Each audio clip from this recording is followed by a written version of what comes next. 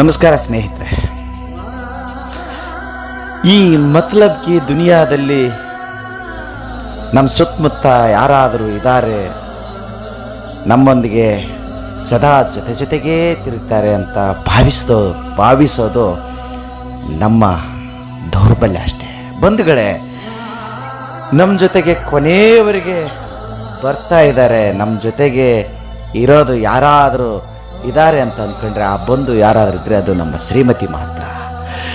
ಸ್ನೇಹಿತರು, ಬೇರೆ ಬೇರೆ ಆಯಾಮದಾಗ ಪರಿಚಯ ಆಗಿರ್ತಕ್ಕಂಥವ್ರು, ನೆಂಟರು, ಎಲ್ಲಿವರೆಗೆ ನಮ್ಮಿಂದ ಕೆಲಸ ಆಗ್ತದೋ ಎಲ್ಲಿವರೆಗೆ ನಮ್ಮಲ್ಲಿ ಅಧಿಕಾರ ಇರ್ತದೋ, ಎಲ್ಲಿವರೆಗೆ ನಾವು ಚೆನ್ನಾಗಿರ್ತೀವೋ ಅಲ್ಲಿವರೆಗೆ ನಮ್ಮ ಸುತ್ತನೇ ಇರ್ತಾರೆ. ಆದರೆ ಒಂದು ತಿಳ್ಕೊಳ್ಬೇಕು, ಜೀವನದಲ್ಲಿ ಸಾಗ್ತಾ ಜೀವನದ ರಸ್ತೆಯ ಕೊನೆಯ ಅಂಚಲ್ಲಿ ತಿರುಗಿ ನೋಡಿದಾಗ ನಮ್ಮಿಂದ ಯಾರೂ ಇರೋದಿಲ್ಲ. ಕಾರಣ ನಾವು ಅವ್ರು ಯಾರಿಗೂ ಬೇಕಾಗಿರೋದಿಲ್ಲ, ಅಥವಾ ಅವರಿಗೆ ನಮಗಿಂತ ಹೆಚ್ಚಿನ ಶ್ರೀಮಂತರು ಅಥವಾ ಹೆಚ್ಚಿನ ಪವರ್ ಉಳ್ಳಂಥವರು, ಶಕ್ತಿವಂತರು ಸಿಕ್ಬಿಟ್ಟಿರ್ತಾರೆ.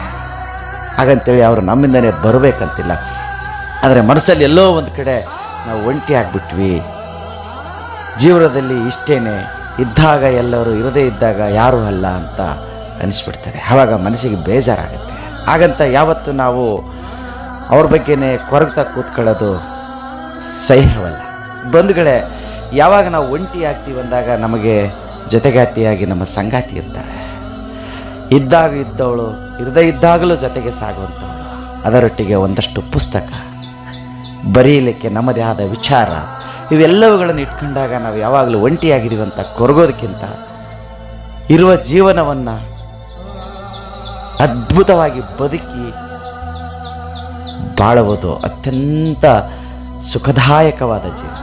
ಬಂಧುಗಳೇ, ಯಾರ ಜೊತೆಗೆ ಕೊನೆಯವರೆಗೆ ಜೊತೆಯಲ್ಲಿ ಬರೋದೇ ಇಲ್ಲ.